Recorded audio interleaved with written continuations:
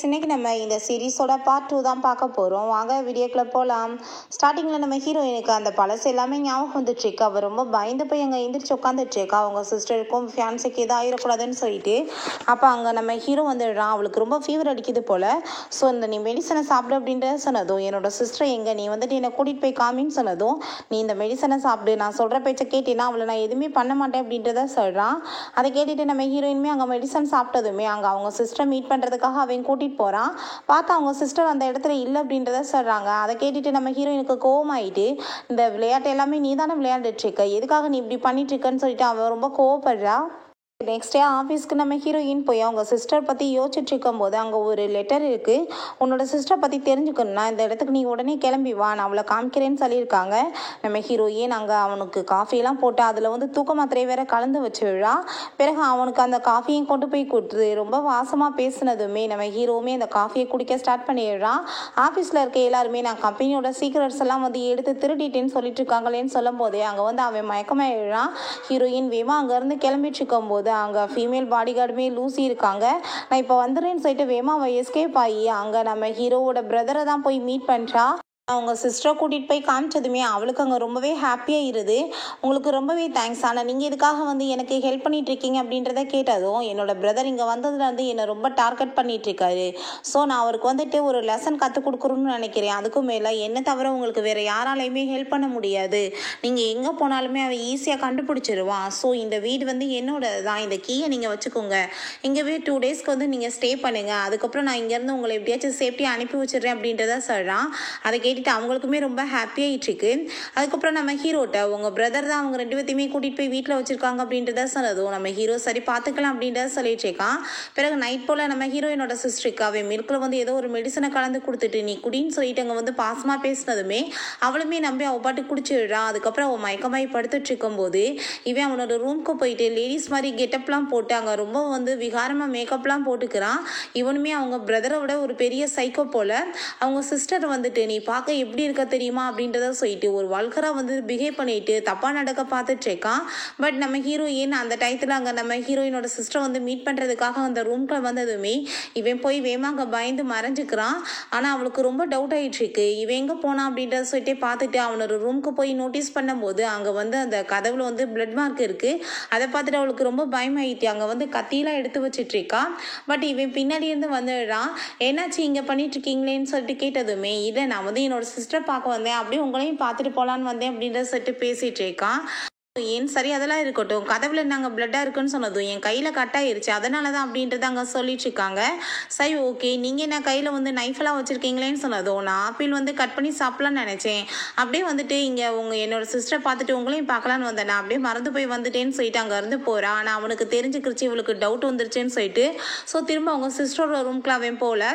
பிறகு next morning அவங்க work பண்ணிட்டு இருக்கும்போது நம்ம ஹீரோவும் அவங்க ஆளுங்கெல்லாம் அங்கே வந்துட்டு அவனை போட்டு பயங்கரமாக அடிக்க ஆரம்பிச்சிடுறாங்க. எவ்வளோ தைரியம் தான் நீ இந்த மாதிரி வேலை பண்ணியிருப்பேன்னு சொல்லிட்டு நம்ம ஹீரோயினுக்கு அங்கே ரொம்ப பயமாயிருது. இவன் ஏதாச்சும் கொலை பண்ணிடுவானோ என்னமோன்னு சொல்லிட்டு வேமா அவனை பிடிச்சி அங்கே உள்ளே இழுத்துட்டு போயிட்டு அங்கே அவனை செடியூஸ் பண்ணுற மாதிரி பிஹேவ் பண்ணதுமே அவனுமே கிஸ் பண்ணிட்டு செடியூஸ் பண்ணுற மாதிரி பிஹேவ் பண்ணிட்டு இருக்கான். இப்போ ஹீரோயின் இந்த கேம் எல்லாம் வேணாம், நம்ம வந்து வேற கேம் விளாடலாமா அப்படின்றத சொன்னதும், என்ன மாதிரி கேம் நீ சொல்லிட்டு இருக்க, நீ சொல்லு, அதுக்கு ரூல்ஸ் அண்ட் ரெகுலேஷன் என்ன அப்படின்றத கேட்டதும் 2 பேரில் யார் ஃபர்ஸ்ட் லவ்ல வந்து மேலே விழுகிறாங்களோ அவங்க தான் தோத்து போயிட்டாங்க அப்படின்றத சொன்னதுமே கேட்குறதுக்கு நல்லா தான் இருக்குது, சரி பார்ப்போம் அப்படின்றத சொல்லிட்டு அங்கேருந்து கூட்டிகிட்டு போயிடுறான்.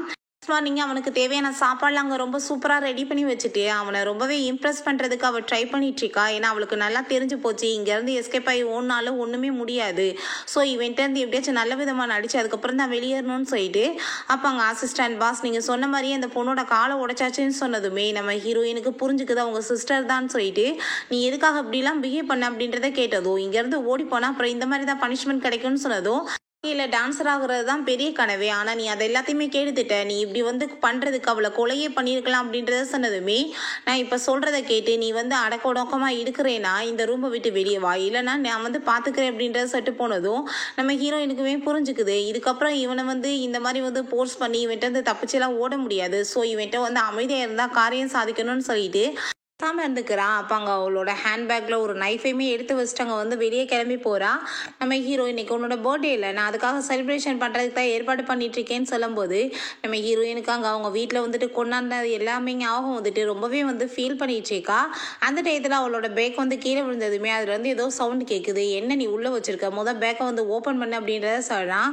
நம்ம ஹீரோயின் அதுக்கப்புறம் அந்த பேக்கை ஓப்பன் பண்ணி பார்த்தா அதில் நைஃப் எதுவுமே இல்லை. அப்போ தான் ஒரு விஷயம் காமிக்கிறாங்க. அப்போ அந்த லூசி வந்து நீ இந்த மாதிரி வேலை பண்ணாத, அவன் பார்த்தானா கண்டிப்பாக கொன்றுவான், நீ இப்படிலாம் பண்ணிலாம் இங்கே எஸ்கேப் ஆக முடியாது அப்படின்றத சொல்லியிருக்காங்க. நான் இப்போ வாஷ்ரூம் போகணுன்னு சொன்னதும் அசிஸ்டண்ட்டுமே கூட போக சொல்கிறான். அசிஸ்டண்ட் எதுக்காக வர சொல்கிறேன், இந்த கார்டு தான் இருக்காங்கல்ல இவங்களை அனுப்பிவிடு அப்படின்றத சொன்னதுமே லூசியை கூடவே இப்போ வந்து போக சொல்கிறான். இப்போ லூசி போனதுமே நம்ம ஹீரோயின் நீங்கள் இப்போ எனக்கு வந்து நிறைய ஹெல்ப் பண்ணியிருக்கீங்க, அதுக்கு ரொம்பவே தேங்க்ஸ், நான் இங்கேருந்து எஸ்கேப் ஆகணும், அதுக்குமே நீங்கள் தான் ஹெல்ப் பண்ணணும்னு சொன்னதும் நீங்கள் வந்து நினச்சிட்டு இருக்க மாதிரி அவ்வளோ ஈஸியாலாம் அவன்கிட்ட வந்து எஸ்கேப் ஆக முடியாது, கண்டிப்பாக அதுக்கப்புறம் பிடிச்சானா உங்கள் ஃபேமிலியே இல்லாமல் பண்ணிடுவான். ஸோ நீங்கள் பொறுத்து இருந்து அமைதியாக காரியம் சாதிக்கணும், நீங்கள் அவனை நம்ப வைக்கணும், அதுக்கப்புறம் நம்பிக்கையை ஜெயிச்சு நீங்கள் இருந்து எஸ்கேப் ஆகணும்.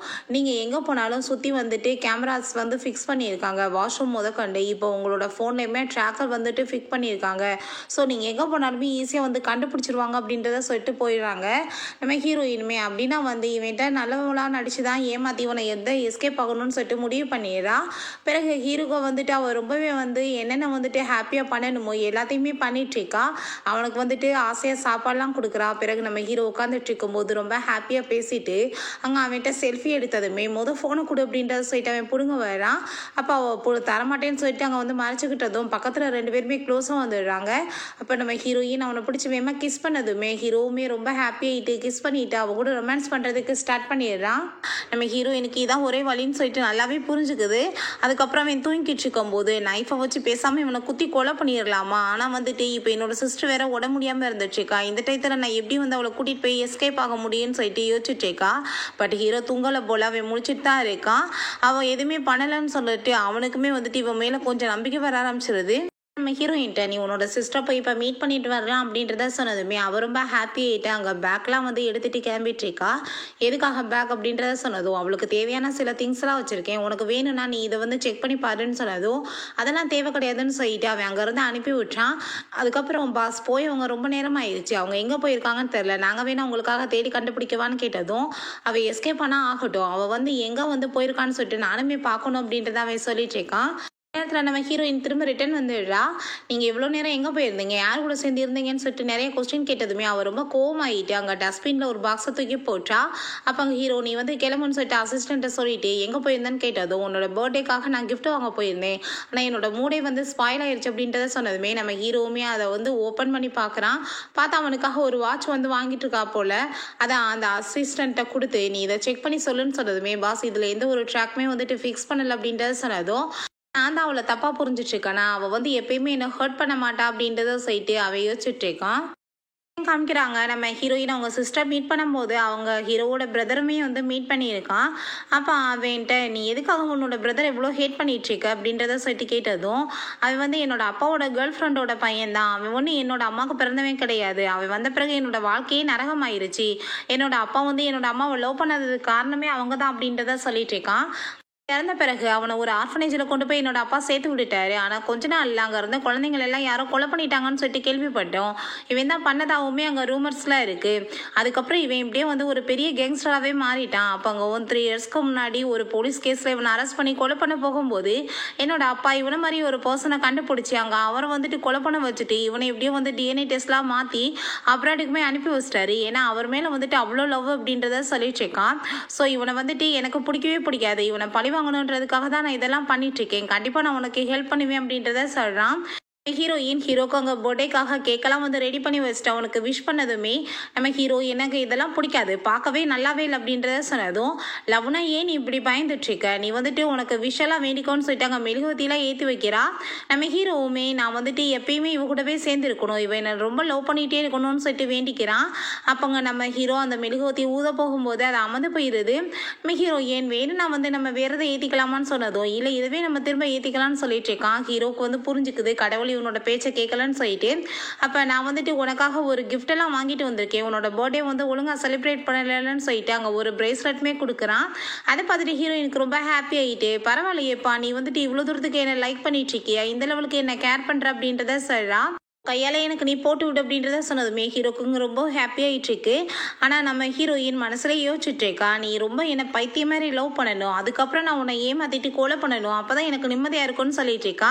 அப்புறம் நெக்ஸ்ட் டே நம்ம ஹீரோ அங்கே லூசியை போட்டு பயங்கரமாக டார்ச்சர் பண்ணியிருக்கான். ஹீரோயின் எதுக்காக நீ இப்படிலாம் பண்ணிட்டு இருக்கன்னு சொல்லிட்டு கேட்டதுமே ஸ்வீட் அப்படின்றத சொன்னதுமே அப்போ ஹீரோயினுக்கு ஒரு விஷயம் ஞாபகம் வந்துடுது. அவங்க 2 பேரும் தனியாக மீட் பண்ணி பேசியிருப்பாங்க போல. இவன் ரொம்ப ஸ்ட்ரெஸ்ஸாக இருக்கோமே, இவன் கேண்டிலாம் கொடுத்துருக்கா, இதனால தான் இவன் ஜெலஸ் ஆகிட்டு இந்த மாதிரி பண்ணிட்டு இருக்கான்னு சொல்லிட்டு ஹீரோயினுக்கு புரிஞ்சுட்டு, உனக்கு என்ன அறிவு இருக்கா இல்லையா, நீ இதுக்காகலாம் இப்படி பண்ணலாமா, ப்ளீஸ் நீ அவளை மன்னிச்சிடவ, எந்த தப்பு பண்ணலன்னு சொன்னதும் நம்ம ஹீரோவில் அங்கேருந்து போக சொல்லிடுறான். அதுக்கப்புறம் நீ இப்படிலாம் ஒரு பொண்ணு நினச்சலாம் ஜெலஸ் ஆவன்னு எனக்கு தெரியலை, நீ என்ன அவ்வளோ என்ன லைக் பண்ணிட்டு இருக்க அப்படின்றத சொல்லிட்டு நம்ம ஹீரோ அவள் வலையிலே விழுகிறதுக்கு நல்லாவே ட்ரை பண்ணிட்டு இருக்கா. அவனுமே அந்த மாதிரி தான் மாறிட்டு இருக்கான். அவளை ரொம்பவே லைக் பண்ண ஆரம்பிச்சிட்டான் போல. நம்ம ஹீரோயின் அங்கே லூசிக்கு மெடிசன்லாம் போட வந்துட்டு இருக்கா. நீ என்னை ரொம்ப லைக் பண்ணிட்டு இருக்கேல, அதனால தானே நீ எனக்கு ஹெல்ப் பண்ணுறதுக்கு ரெடி ஆகிட்டு இருக்க, ஸோ நீ என்னை மாட்டியுமே விடலை இல்லை அப்படின்றத சொன்னதும் அங்கே அவள் மெடிசன்லாம் போட்டு விட்டுட்டு இருக்கும்போது, நான் உன்னை லைக்லாம் பண்ணலை, நான் உனக்கு எந்த ஹெல்ப்புமே பண்ண மாட்டேன் அப்படின்றத அந்த பொண்ணு சொல்லிட்டு இருக்காங்க.